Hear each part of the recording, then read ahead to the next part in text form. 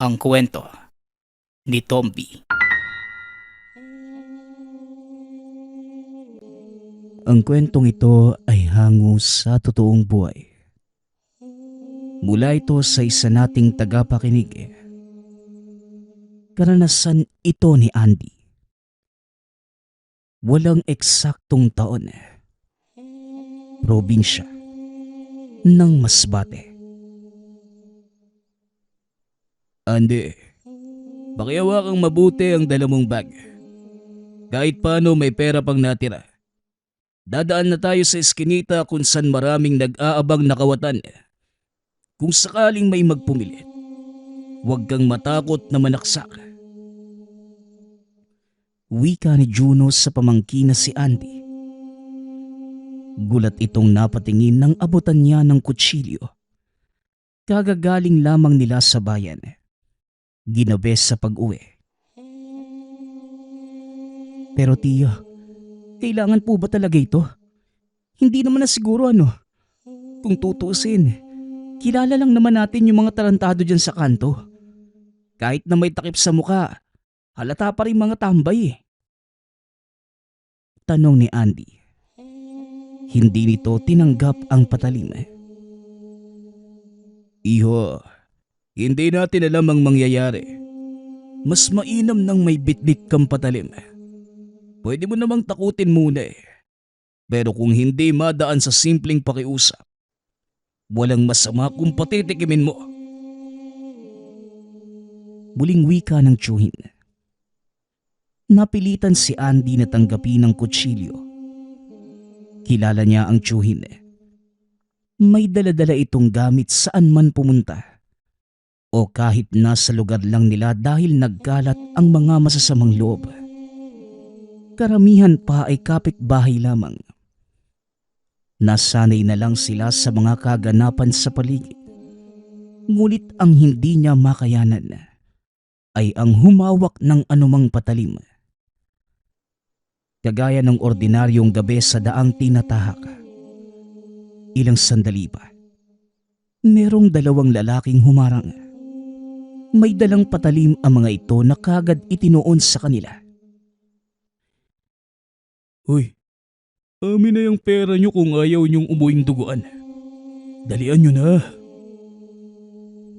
Wika ng isa sa mga ito. Dahan-dahang lumapit para kunin ang bag. Ngunit mabilis na napigilan ni Juno sa braso. Baka kayo umuming duguan. Huwag na nating gawin to para wala nang masaktan. Hayaan nyo kaming dumaan. Banta ni Juno.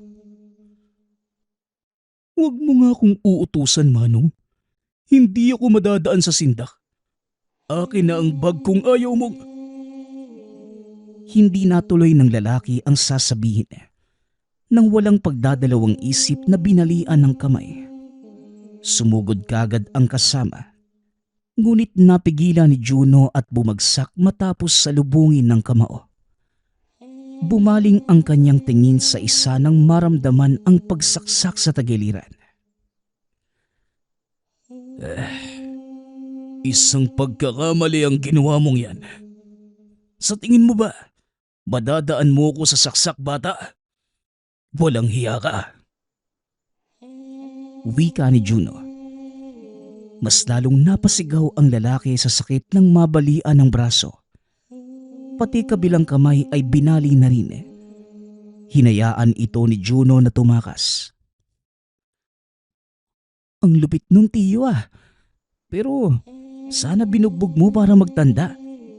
Sandali, di naman siguro kayo nasugatan sa saksak na yun oh. Tanong ni Andy. Di naman. Tara na. Bago pa merong biglang lumitaw. Malay natin. May kasama pa pala yung mga gagong yun. Tugon ni Juno. Pagkarating sa tahanan, dumiretso si Andy sa mesa para maghapunan. Habang ang tiyuhin naman, inabala ang sarili sa mga kagamitang bagong bili. Isa-isang nilabas mula sa bag ang iba't ibang hugis at haba ng mga kutsilyo. mga patalim na magagamit sa katayan ng baboy. Tiyo, tuloy ka pa rin po ba sa pagtatrabaho doon sa katayan? Palagi ka lang pinag-iinitan ni Tandang Bato eh. Baka humantong kayo sa malalang away ha. Hindi naman sa nag-aalala ako para sa kanya pero parang gano'n na nga. Wala kasi siyang laban pagdating sa inyo eh. Wika ni Andy. Natawa na lamang si Juno sa sinabi nito. Kaya mo lang ang matandang yon. Wala naman siyang ibang alam kundi mong buwisit eh. Mataas ang pasensyang ibabaong ko pagpunta sa katayan. Kaya wala kang dapat ipag-alala. Saka lang naman ako papalag kapag namumuro na eh. Kung sabagay, siya nga pala tiyo. Yung usap-usapan na aswang noong nakaraang araw, ano yung balita? Hindi ko nakausap si Mang Jaime kanina kaya wala akong alam eh. Andy, tigilan mo yan. Hindi ka pwedeng makiusyoso doon lalo na sa matandang yan. Alam mo kung gaano katuso ang taong yun. Kunwari lang pero pailalim kong kumilos. Nakalimutan mo na ba na siya ang dahilan kung bakit napatay ng aswang ang tatay mo? Si Mang Jaime ang nagsabi ng impormasyon sa nilalang. Kaya nung sandaling lumuwas ako sa kabilang bayan at naiwan ng tatay mo, inatake ng mga halimaw ang tahanang ito. Di ko naman po nakalimutan yung pangyayaring yun, tiyo. Detalyado ko pa nga mababalikan sa isipan ko yung ginawa ng halimaw kay tatay eh. Ang sakin lang ngayon, gusto ko na pong mamuhay ng walang dinadalang galit sa kapwa. Isa pa, masyado na pong matagal yun. Tandaan mo, Andy, gaano man katagal, hindi pa rin magbabago ang katotohanang may kasalanan yung matandang yon.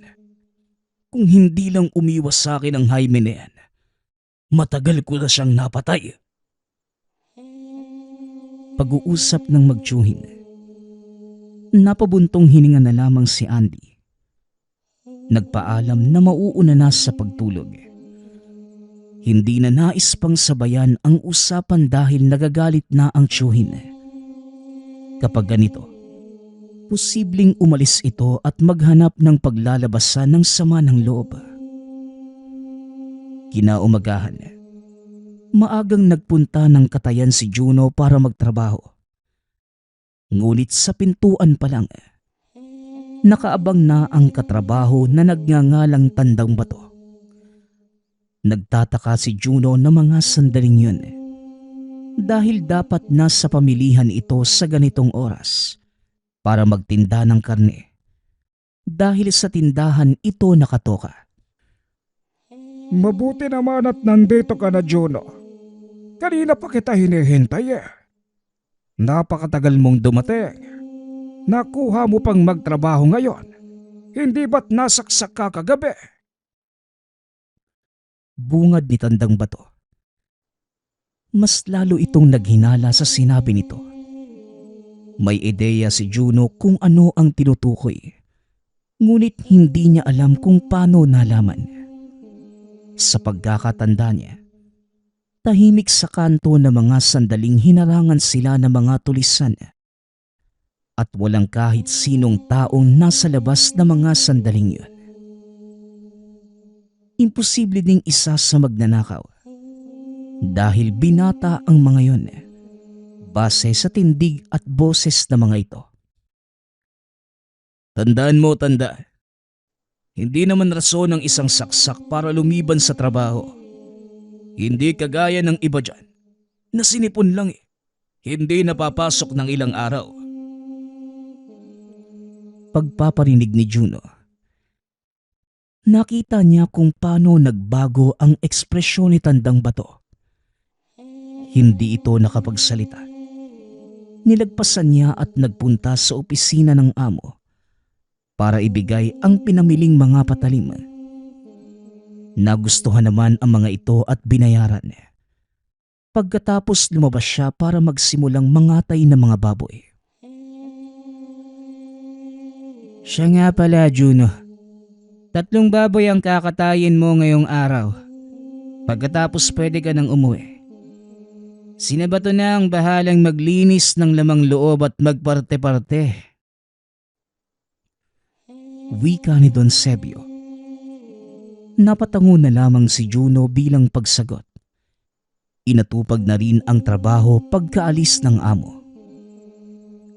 Ilang oras ang lumipas natapos na siya sa mga gawain. Uuwi na sana ng tahanan.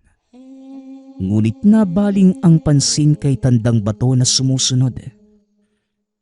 Pinilit niyang baliwalain. Ngunit hindi nakapagpigil nang unahan siya nito. Lente ka. Napakahayop mo ah.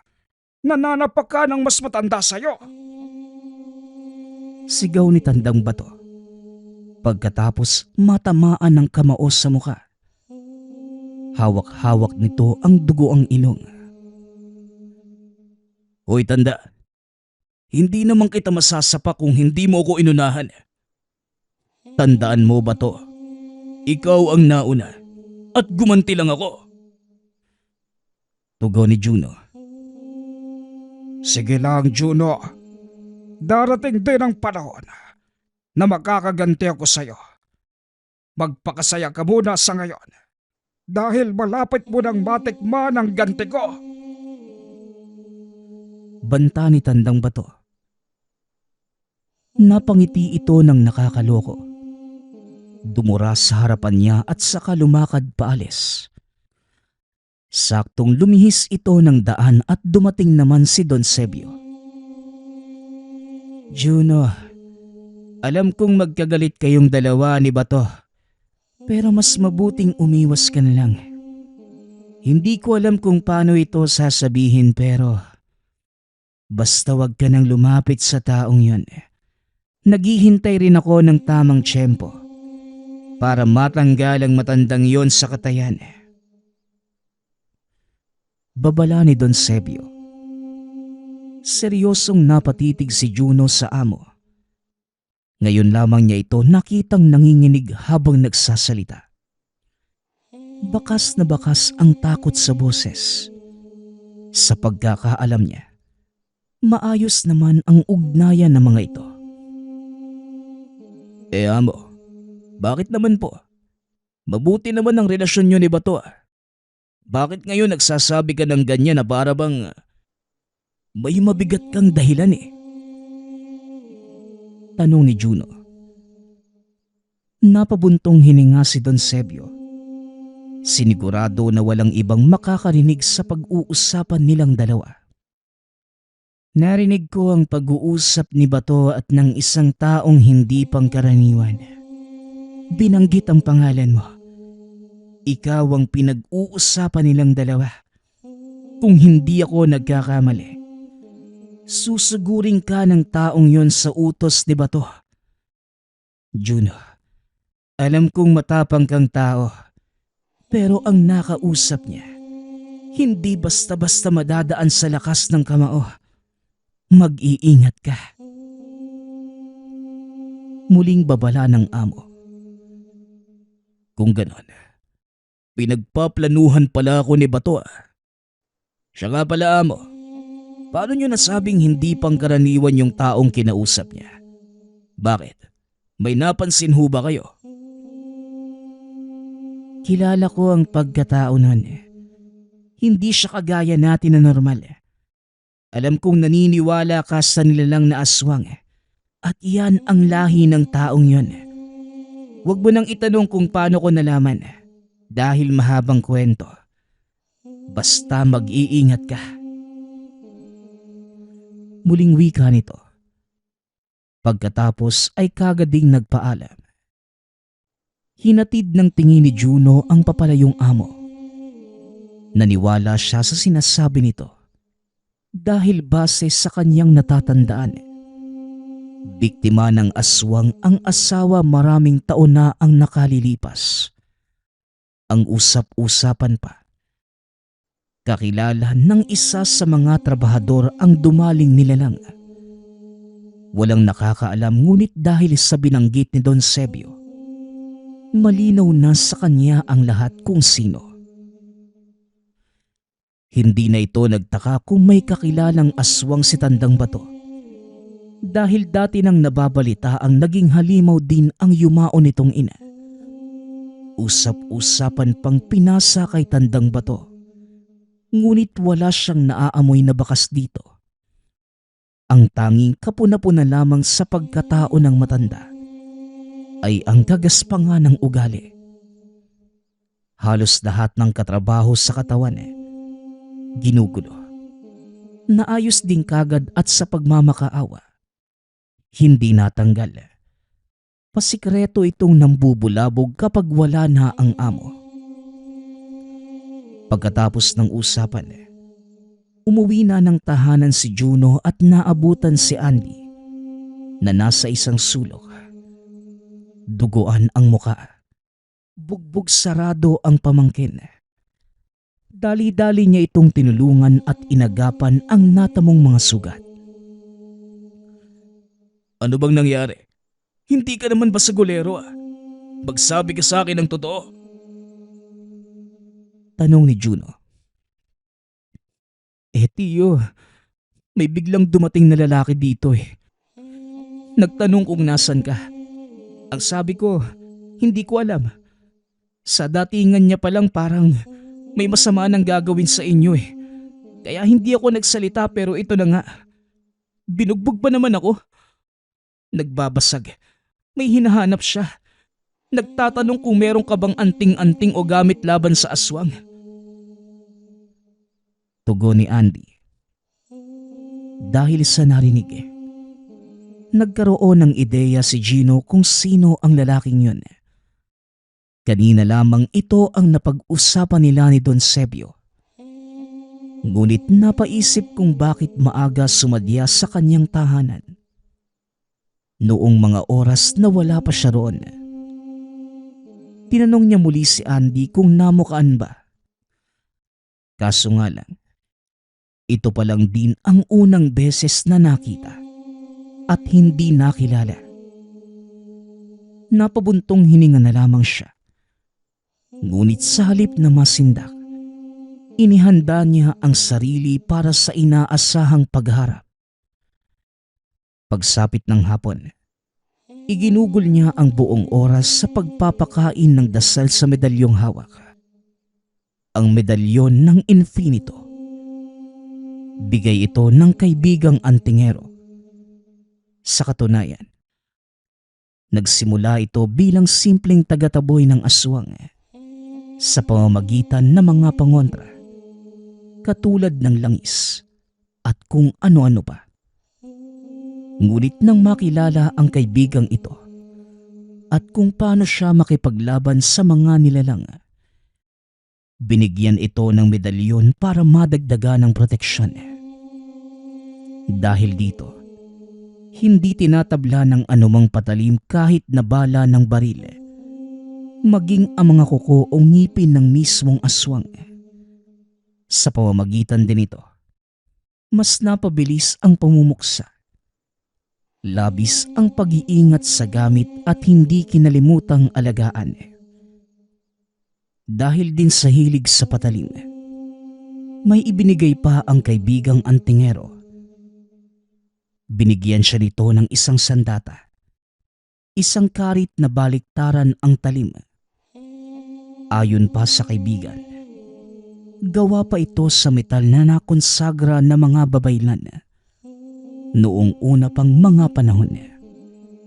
Dagdag pa ng kaibigan, makakatulong ito sa kanya sa tuwing wala siya sa lugar. Balik tayo sa kwento. Kinagabihan, ipinatawag si Juno ni Don Sebio dahil merong biglaang trabaho. Ang alkalde ng bayan nagpakatay ng ilang baboy para sa gaganaping salo-salo sa susunod na araw. Siya lang ang mabilis na matatawag dahil malapit lamang ang tahanan sa Katayan. Isinama na rin niya si Andy. Nangangamba na baka mapahamak muli. Pasensya ka na kung ikaw ang magtatrabaho ngayon. Ang totoo niyan, sinadya ko talaga kasi malinis kang magtrabaho. Pagkatapos naman ito, pwede ka nang umuwi at hindi mo na kailangang pumasok bukas. Kumbaga, ito na ang ipantatapal natin. Wika ni Don Sebio. Napatango si Juno ngunit may ibang napansin. Nanginginig ng husto ang amo. Halatang takot na takot. Hindi rin ito lumalapit sa pinto o sa bintana. Hindi pa mapakali at nagugulat sa tuwing makakarinig ng kahit may hinang ingay. Boss, parang hindi yata normal yung ikinikilos nyo ngayon eh. May problema po ba? Tanong ni Juno. Hindi na napigilan dahil sa pagtataka. Sumagot namang kagad ang amo. Lumapit sa kanya para bumulong. Juno, habang nagmamaneho ako papunta dito, karga yung mga baboy. May sumusunod sa akin. Hindi ko man malinaw na nakita. Pero alam kong aswang yan. Malakas ang amoy. Kinikilabutan ako. Tatapatin na kita. Ikaw ang tinawag ko dahil alam kong marunong kang makipaglaban sa ganong klaseng nilalang. Pasensya ka na. At para malaman mo, nasundan ako hanggang dito. Napansin ko pa yung kanina at kamunti kang makapasok. Pagpapaliwanag ng amo. Napahigpit ang hawak ni Juno sa patalim. At sakto naman na mga sandaling yun. Dala niya ang pinakatago-tagong sandata. Ang karit na may baliktarang talim. Nakasukbit lamang ito sa kanyang likuran. Napatango na lamang si Juno. Bumalik naman sa pagkakaupo si Don Sebio. Nagpatuloy ito sa pagkatay ng baboy. Ngunit sa kabilang banda naman, matalas ang pandinig at pandama para sa senyales ng aswang. At pagkalipas ng ilang oras, saktong natapos na ang trabaho, naramdaman niya ang presensya nito. At para makasigurado, sinadyang maghagis ng lamang loob sa labas. Hinihintay kung ano ang mangyayari. Hindi nagtagal. Kumagat rin sa pain ang nilalang. Dito lang kayo. Tatrabahuhin ko lang yung mga aswang na yun. Huwag kayong mag-alala. Dala ko ang pinakatago-tago kong sandata. Alam kong kaya ko silang patayin lahat. Pero Andy, Don Sebio, maging alisto lang po kayo at huwag kayong masyadong matakot. Bili ni Juno sa dalawa bago tuluyang lumabas. Tinangay ng aswang ang lamang loob. Dinala sa damuhan at doon sinunggaban. Dahan-dahang kumilo si Juno ngunit bago pa man makalapit, lumingon na ito. Nang mapansin ang tangang medalyon, sinubukan pa nitong tumakas. Subalit madali lamang itong naabutan ni Juno. Walang tatakas kapag ako na ang kalaban. Naglakas loob kang pumarito sa lugar namin. Kaya dapat lang handa kang tapatan ako.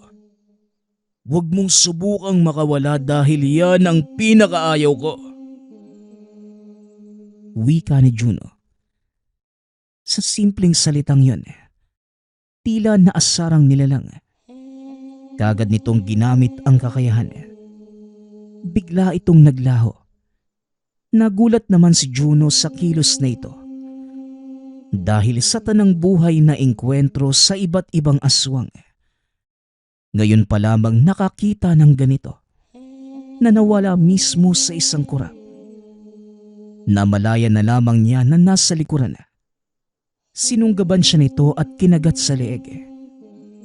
Mariin pang nakahawak sa kanyang muka. Nararamdaman ang matutulis nitong kuko. Ngunit makikita sa mukha nito na hindi siya nababahala. Dahil alam niya na wala itong matatamong sugat kahit anong gawin ito. Nakawala si Juno sa aswang. Ngunit tumilapon din pagkatapos matamaan ng suntok. Kagad namang bumangon. Ngunit siya ngayon ang naasar sa muli nitong paglalaho. Paglingon niya, sumalubong ang sunod-sunod na pagkalmot. Napapaatras na lamang muna dahil sa bilis ng kilos. Ngunit nang makabawi, siya naman ang umatake. Dahan-dahan itong tinanggal ang benda ng sandata. Unti-unting nakikita ng nilalang ang karit na may 2 patalim. Matapos yon ay mabilis na umatake si Juno. Nahirapan sa pagdepensa ang nilalang. Subalit kahit na ilang beses matamaan ng patalim, nanatili pa ring malakas ang nilalang. Ni hindi nakitaan ng panghihina. Hiningal si Juno. Pansamantalang tumigil sa pag-atake. Tinitigang mabuti ang aswang. Sinalubong naman ito ang kanyang pagtingin. Malakas ka. Hindi katulad ng pipitsuging aswang na palagi kong nakakalaban. Ilang minuto lang napapabagsak ko na yung mga yun eh. Pero mapalad ka. Naiiba ka sa kanila. Ayos din to. Tignan na lang natin kung ano ang magiging resulta ng labanan. Wika ni Juno. Sumagot ang nilalang. Malakas itong umangil at naglaho muli. Nasanay na si Juno sa ganitong kilos kaya kagad naabangan sa likuran ng paglitaw. Ginawaran niya ito ng pagtaga. Napasubsob ito sa lupa. Dito na rin nakatsyempo si Juno. Paulit-ulit nitong pinagtataga ngunit hindi umubra. Nakuha pang lumaban at makawala. Tumayo at malakas na humiyaw. Pagkatapos ay muling sumugod. Sa pagkakataong yun, nagkasubukan ng lakas ang dalawa nang mabitawan ni Juno ang dalang patalim. Kamao ang gamit at naging mano-mano ang labanan. Salpukan kung salpukan. Parehong natutumba. Ngunit pareho ding bumabangon. Habang tumatagal hindi makapaniwala si Juno sa kakayahan nito. Ilang sandali pa. Tuluyang nagpalit ng anyo ang nilalang. Wala akong balak na magpakita ng totoong mukha ko sa taong manunugis kagaya mo. Pero wala rin namang saysay. Kasi ngayon na ang iyong katapusan. Nakapagpaalam ka na ba sa pamangkin mo? Binisita ko pa nga siya kanina. Ang tabil ng dila kaya pinatikim ko ng kaunti. Siguro naman, nagtanda na siya. Nagsumbong siguro yun sa'yo, ano? Wika ng aswang. Mas lalong hindi makapaniwala si Juno sa paglantad nito ng pagkatao. Ito ang bagay na iniiwasan ng karamihan upang hindi makilala. Ngunit ang kaharap ngayon, walang pagdadalawang isip. Ikinuyom niya ng mahigpit ang mga kamao. Nang mabanggit ang pangalan ng pamangkin, napagtanto rin na ito ang kinausap ni Tandang Bato para sugurin siya. Kung ganon, ikaw ang sinasabing kausap ni Bato para punteryahin ako. Tama? Parehong-pareho kayo ng ugali. Masyadong mataas ang bilib sa sarili.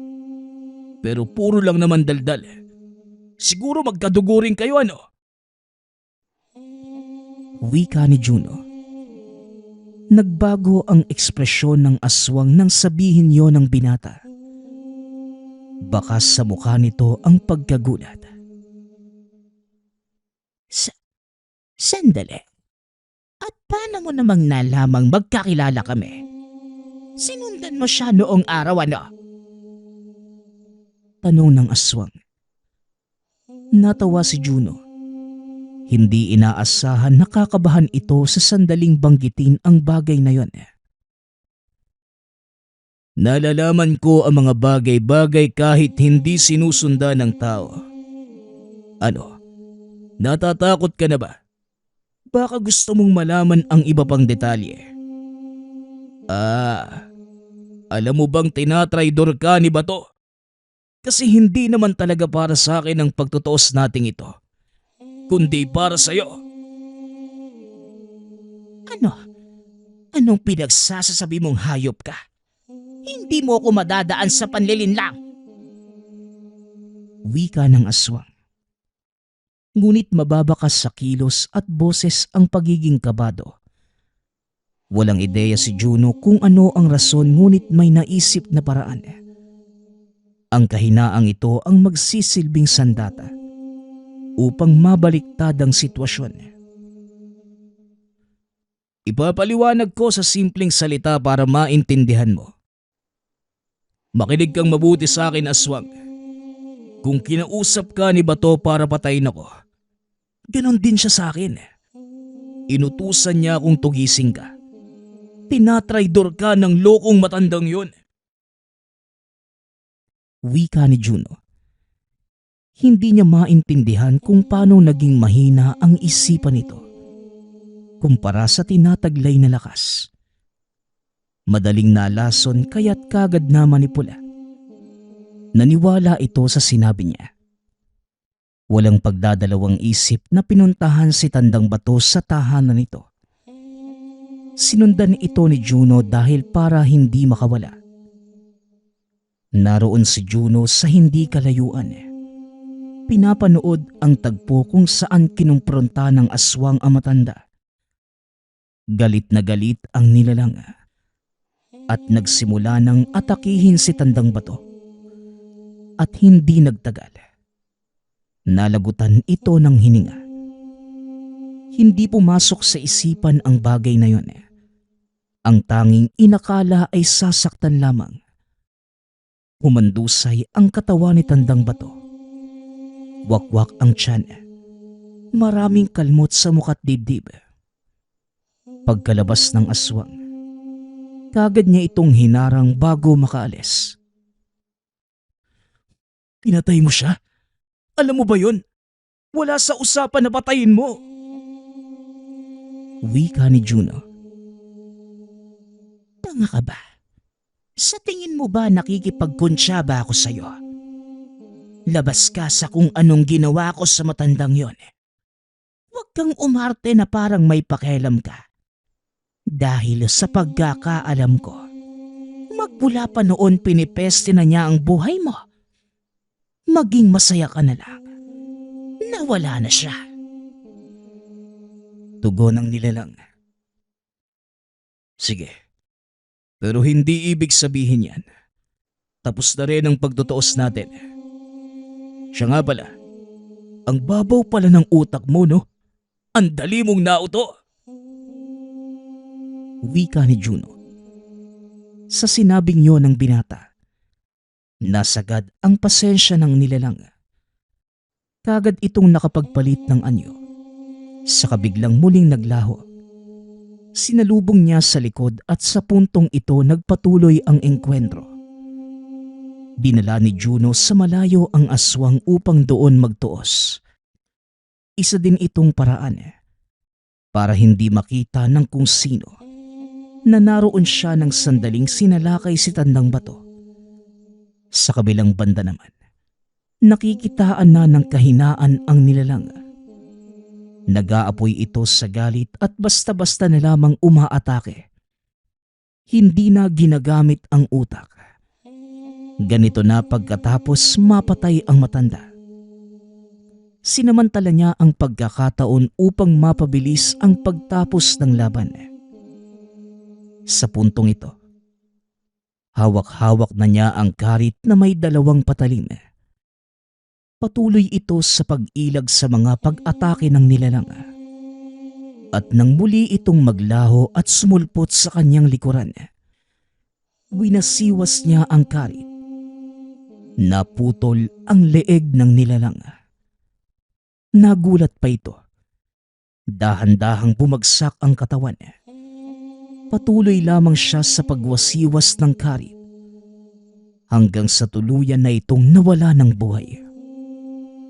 Nakahinga si Juno pagkatapos. Ngunit nang hina nang maalala si Tandang Bato.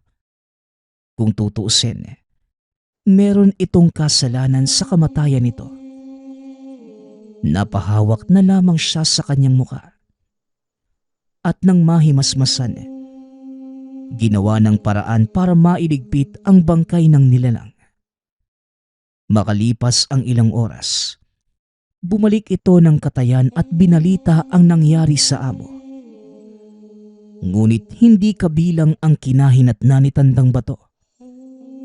Dumiretso na rin sa pag-uwi kasama ang pamangkin. Tiyo, may problema po ba?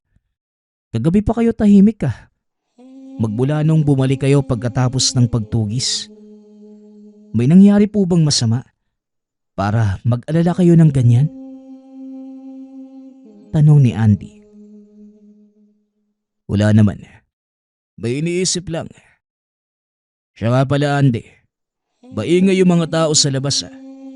Meron bang naganap na kaguluhan? Pag-iiba niya ng usapan. Tiyo, si Tandang Bato po kasi.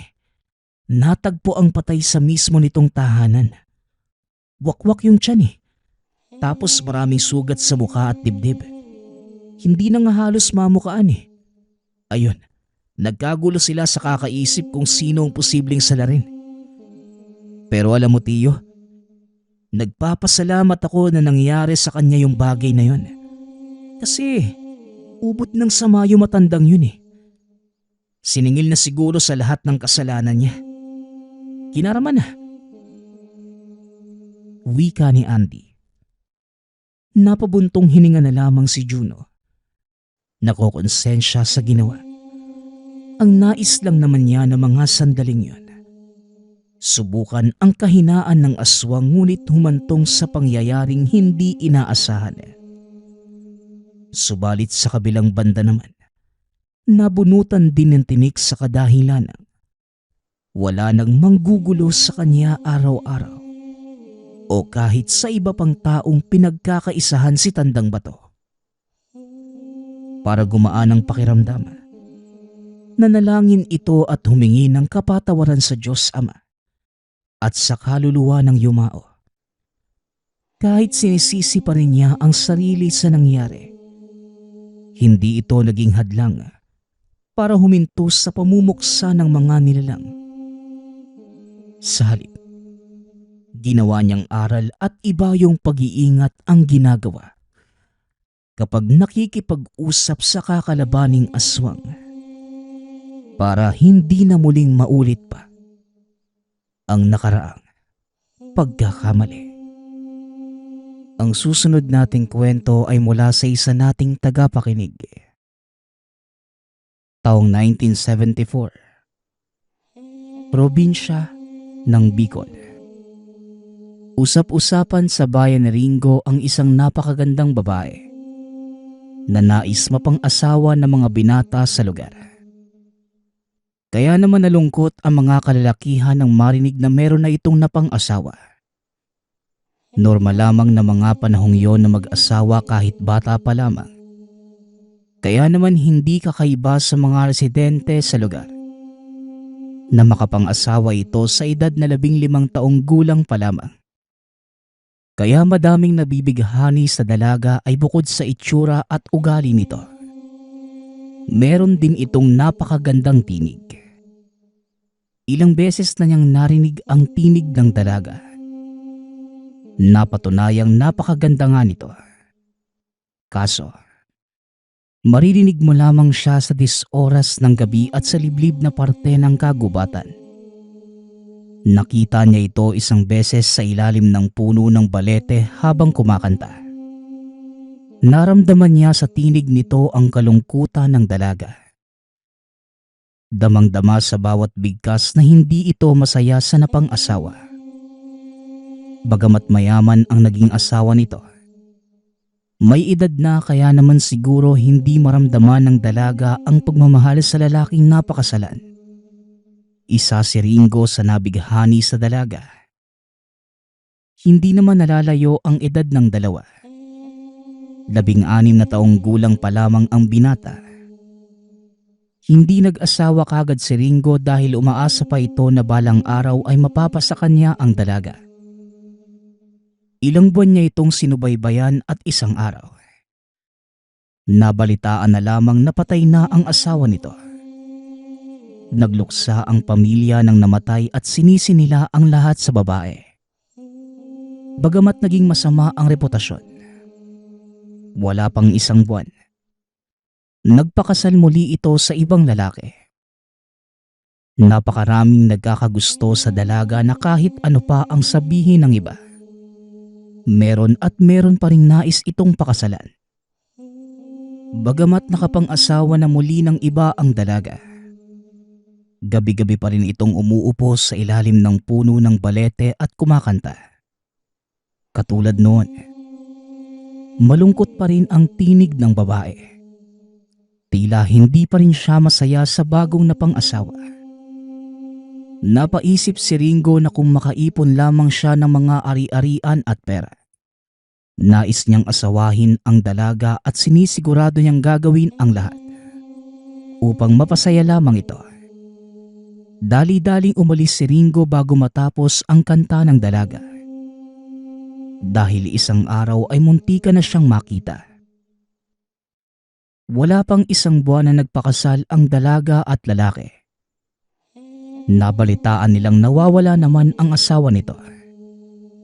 Nanghingi ng tulong ang dalaga sa otoridad. Kalaunan ay natagpuan nila ang labi ng asawa. Naging usap-usapan sa bayan na maaaring may sumpa ang dalaga dahil 2 asawa na ang namamatay. Kaya madaming umiiwas sa dalaga, lalo na ang mga kababaihan dahil baka mahawaan sila ng kamalasan ng babae. Bagamat maraming umiiwas, marami pa rin nagnanais na pakasalan ang dalaga kahit na maraming natatakot. Nagpakasal muli ang babae makalipas ng ilang araw. Anak ito ng tagapamuno ng bayan. Mahigpit na binantayan ng mga tauhan ang dalaga. Bagamat natatakot sila sa maaaring mamatay ang bagong asawa, hindi naman maiwasan ng tagapamuno at pamilya na mabighani dito. Dahil sa pangyayaring yon, hindi na nakakapunta sa ilalim ng puno ng balete ang dalaga. Nalungkot naman si Ringo. Nakasanayan na niya ang tinig ng dalaga kahit malungkot ang naririnig. Ilang araw itong pumupunta sa puno ng balete at nagbabaka sakaling balang araw bumalik muli ang babae. Makalipas ang ilang araw, nabalitaan na lamang ng bayan na namatay ang anak ng tagapamuno. Naging usap-usapan na aswang ang babae, kaya lahat na napapang-asawa niya ay namamatay. Bagamat marami pa rin ang nabibighani at nagkakagusto sa dalaga, wala ng lalaki ang nais itong mapang-asawa dahil natatakot silang hindi na magising kinabukasan. Masaya na lamang ang mga kalalakian na makita ang dalaga at nagkasundo ang mga residente na wala nang aasawa sa kanya upang matigil na ang misteryosong pagkamatay ng mga lalaking napapang-asawa. Ngunit paglipas ng ilang buwan, ang dating adorasyon ng mga residente ay napalitan ng pangungutya at paglayo sa kanya. Tuluyang tinakwil ng bayan ang magandang dalaga. Nanirahan na lamang ito sa liblib na parte ng kagubatan. Paminsan-minsan, pinupuntahan ito ni Ringo upang marinig at makita. Masaya na siya sa kung ano ang nararamdaman niya sa dalaga. Ngunit isang araw, binalita sa kanya ng mga magulang na ikakasal siya sa kanilang kapitbahay. Pilit na tumanggi si Ringo. Ngunit sinabi ng mga magulang na planado na ang kanilang kasal. Gabi bago ang araw ng kasal, Pumunta si Ringo sa bahay ng dalaga upang ipagtapat ang nararamdaman. Ayaw niyang lokohin ang sarili dahil masasaktan lamang niya ang mapapakasalan. Ang babaeng ito lamang ang tinitibok ng kanyang puso. Matapos magtapat ni Ringo, kagad itong lumuhod at nagyaya ng kasal sa babae. Nagulat ang dalaga ngunit hindi naman niya ito tinanggihan. Napakasaya ng binata dahil napagbigyan siya kahit hindi pa lubusang magkakilala. Kagad namang naghanda ng munting kasalan si Ringo gamit ang sariling pera. Hindi siya pumunta sa kasal na hinanda ng mga magulang. Bagkus, nagpakasal ito sa babaeng matagal nang iniibig. Bagamat ilang beses na siyang sinabihan at binalaan ng mga kakilala, hindi niya pinakinggan ang mga ito. Dahil sa sobrang pagkabighani sa dalagang papakasalan. Pagsapit ng gabi, silang mag-asawa na lamang ang magkasama. Hindi man maintindihan ni Ringo, tila nag-iba ang kilos ng asawa. Hindi na ito masyadong tumitingin sa kanya. Marahan itong nagtatanggal ng kasuotan. Nasasabik man. Ngunit kinakabahan si Ringo. Iba ang alinsangan ng paligid. Pagkaharap ng asawa sa kanya, purong itim na lamang ang mga mata nito. Hindi na nagdalawang isip si Ringo na tumalon sa bintana. Nasaktan man ang binata. Hindi na ito pinansin pa at kumaripas ng takbo. Kaso nga lang, nakakarinig siya ng mga kaluskos sa itaas ng mga puno. Ilang sandali pa, biglang may dumagan kay Ringo at tuluyang natumba. Teka, sandali lang. Hindi naman ako yung kailangan mong kainin eh. Alam kong merong kakaiba sa'yo. Kaya namatay ang mga nakakasama mo. Hayaan mong tulungan kita. Tutulungan kitang makahanap ng pagkain mo. Basta, magsama lang tayong dalawa. Napatigil ang nilalang nang marinig ito mula sa asawa. Dahil yun pa lamang ang kauna-unahang pagkakataon na may lalaking handang mag-alay sa kanya. Papakawalan na sana siya ng dalaga at yayakapin si Ringo. Makikita naman sa mga mata nito na sumaya ang dalaga. Ngunit naudlot ang lahat noong biglang napasigaw ang nilalang. Dali-dali itong lumipad at hahabulin pa sana ni Ringo. Ngunit kagad siyang pinigilan ng isang babae. Ito pala ang kapitbahay na ipapakasal sa kanya ng araw na yon. Inalughog niya ang buong gubat upang hanapin ang babae. Tinulungan siya ng kapitbahay upang masiguradong napaslang na ang nilalang. Makalipas ang ilang oras, natagpuan na nila ang bangkay ng dalaga. Hindi makakibo o makapagsalita si Ringo.